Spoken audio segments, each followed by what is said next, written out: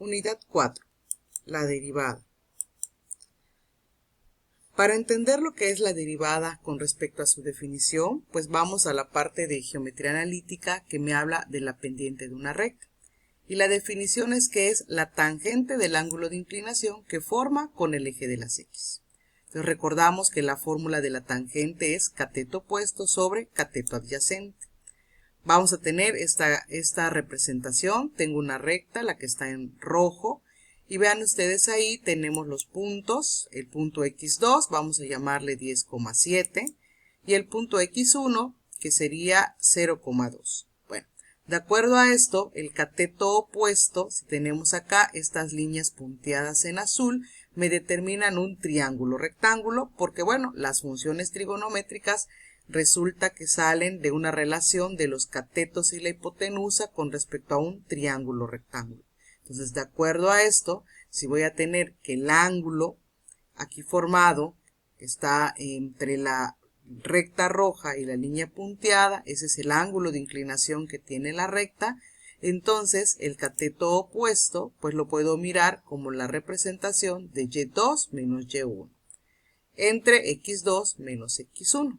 Esa sería entonces la fórmula de la pendiente de una recta que en geometría analítica ya habían visto. Ahora bien, bueno, cuando yo tengo esta recta, bueno, dada una curva, pues bueno, podemos tener estas dos representaciones, ¿sí? En el caso de la circunferencia, si recordamos, ahí es la primera vez que vemos o escuchamos de la recta secante, que es la recta que corta la circunferencia en dos puntos. En el caso de una curva, pues tenemos la misma situación, ¿no? La corta en dos o más puntos, dependiendo de la curva, yo voy a tener una recta secante. Pero dado que la recta corta en dos puntos a la recta, pues bueno, yo puedo determinar un punto 1 y un punto 2. Entonces, esto es con respecto a la recta secante.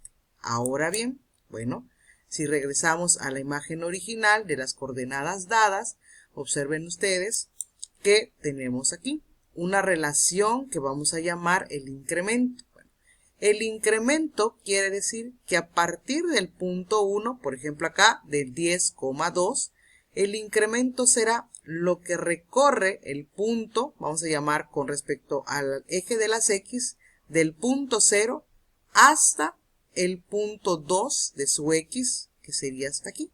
Bueno, ¿cómo sé cuánto mide esta distancia? Pues bueno, porque tengo que hacer una resta que es a X2, es decir, a la X del punto 2 le restas la X del punto 1.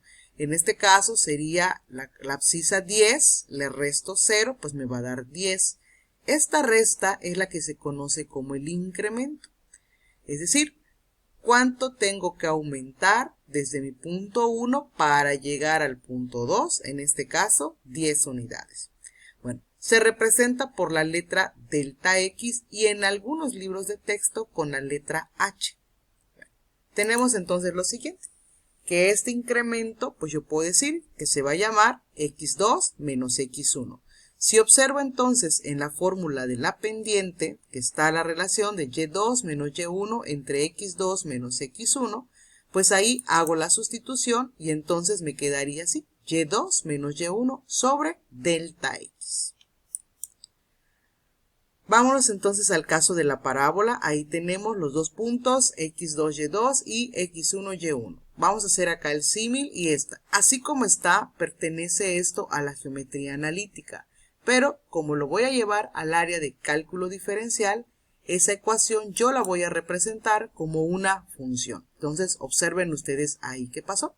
Ya no tengo y igual a menos x cuadrada más 10x menos 16, sino ahora en términos de la función tengo función de x es igual menos x cuadrada más 10x menos 6. ¿Y qué pasó con los puntos? Bueno, pues estos puntos que tenían coordenada y1 se transforman a f de x1. Y la que tenía coordenada y2 pues cambia a f de x2. Bajo esta situación me voy a la fórmula de la pendiente que tenemos en la esquina superior izquierda y hacemos los cambios que ya habíamos hecho en la diapositiva anterior. Y tenemos esto entonces, cambio, en lugar de y2 pues ponemos f de x2 y en lugar de y1 f de x1. Bajo esta situación, bueno, x2, ¿cómo la voy a representar? bueno, lo observan aquí, voy a despejar de donde está delta x, x2, y entonces me queda delta x más x1. Esta x2, en lugar de escribirla en la función, cambiamos y va a aparecer como delta x más x1. Esa sería entonces la pendiente de la recta secante para cualquier curva, dados dos puntos conocidos. Bueno, ahora sí. Con respecto a la derivada, me dicen acá, si la función f es continua en x1, entonces la recta tangente a la gráfica de la función en el punto es igual a esto. Al límite cuando la delta x tiende a 0 de la función. ¿Ok? Ahora bien, bueno, ¿qué pasa cuando la recta es perpendicular al eje de las x? Bueno, en ese caso la pendiente no va a existir. Puedo poner un más o un menos infinito. Ok. Ahora bien, me dicen acá, la derivada de la función f es aquella función denotada por f', tal que su valor en cualquier punto, en cualquier número de x en el dominio de f está dado por, y ahí tenemos la representación. Vean entonces aquí, la pendiente es la derivada de la función en un punto en particular. Luego me dicen acá que la pendiente de la recta tangente a la gráfica en ese punto es precisamente la derivada de la función evaluada en un punto en particular. Vamos a ver un ejemplo. Vean aquí, halla la ecuación de la derivada de la función. Bueno, entonces yo tengo mi función, regresamos a la misma parábola. Tengo la definición de la derivada, la voy a calcular y entonces lo que me dice el límite es, voy a sustituir en la función delta x más x1 y le voy a restar f de x1. Hago eso y observen acá. Sustituyo entonces delta x más x1 al cuadrado, delta x más x1 multiplicado por 10 y el menos 16. Y por último, la resta de la función. Al hacer esto, hay que hacer las operaciones algebraicas. En la primera parte, pues tenemos que hay un binomio elevado al cuadrado, lo voy a elevar al cuadrado, luego hay una multiplicación por 10. Bueno, eso sería el resultado de todas las operaciones algebraicas. Ahora bien, tengo que hacer la reducción de términos semejantes, es decir, sumar o restar los términos que sean idénticos. Entonces, en este caso, observamos que la x1 aparece positiva y negativa, entonces esta se vuelve 0, es decir, desaparece. Aparece también más 10x1 menos 10x1, pues eso también son signos contrarios, esto me va a quedar 0. Y tenemos a la constante más 16 menos 16, eso también es 0. Por tanto, ¿qué es lo que me quedó?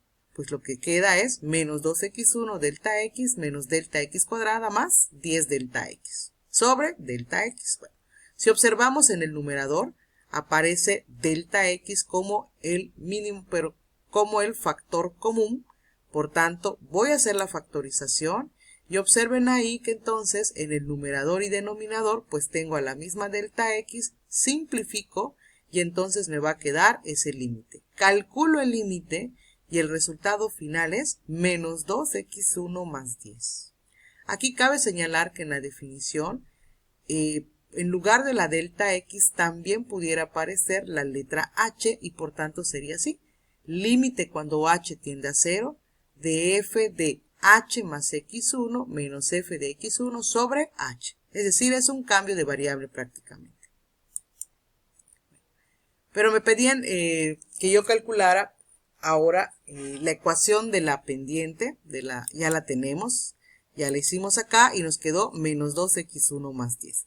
Y este ejemplo lo que me pide es que yo halle la pendiente en el punto x igual a 1. Bueno, como ya sé la ecuación, observen ustedes que voy a sustituir el valor de 1, ahí está, y entonces la pendiente en x igual a 1 es igual a 8. Es decir, la derivada en x igual a 1 es igual a 8.